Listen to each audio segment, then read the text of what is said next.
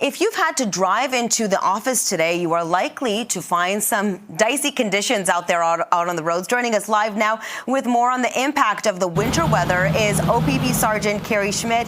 Thank you so much, Sergeant Schmidt, for joining us this morning. I know it is troublesome out there. There's a lot of snow coming down, reduced visibility. Can you tell us about what the conditions are like right now?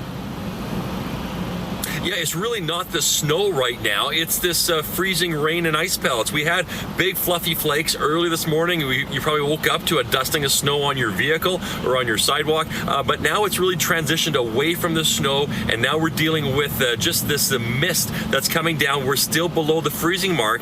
The radar doesn't look like there's a lot of weather, but when you're driving down the roads, visibility is reduced. The roads are sloppy, slushy. Plows have been out there, but there's a lot of traffic volume. We have been dealing with dozens of crashes right now. I'm actually at a crash as we speak. I can show you where I am.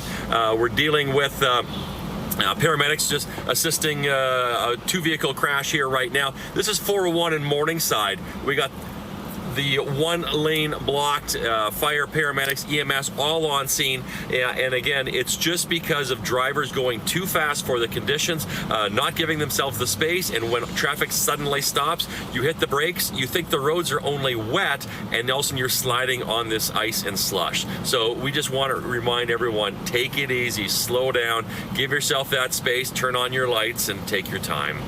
Now we see the cars going by you through the window. I mean, we don't want this to happen to anyone getting into an accident, of course, especially when it's like this outside. But if you do happen to get into an accident and it's on the highway as you are right now, what should you do? Yeah. Well, one thing, we want you to make sure you stay safe. If your vehicle is still drivable, in some cases it's not, but if it is still drivable, move off the highway, find a safe location. Even a shoulder is not where we want you to be. Get to an exit, go to a parking lot, to a gas station, and deal with the situation at that point. If your vehicle is not drivable, stay in your car. Stay within the safety cage of your vehicle. Keep your seatbelt on, keep your ignition on, keep your headlights on, your forward flashing lights on, and call police. If you're blocking a lane, that's an emergency, call 911. You can always call Star OPP as well. We just want you to be safe, and we don't want people outside of their vehicles looking at damage, because if you were just involved in a collision, who's to say the next car coming up might not have the same experience? The road conditions could be slippery and icy and dangerous. So stay inside your car. We will get resources, tow trucks, MTO, blocker trucks, EMS, whatever the resources are required to keep you safe. It'll take some time. And again, obviously in this kind of weather, if you don't need to be out, wait for all that system to pass, wait for the plows to do their work, and wait for the roads to improve. So right now, there's no sign of the road improving anytime soon because of the changing weather that we have. So if you don't have to go outside, don't. But if you do, is there anything that you can do to your vehicle? How can you prepare before you head out onto the road?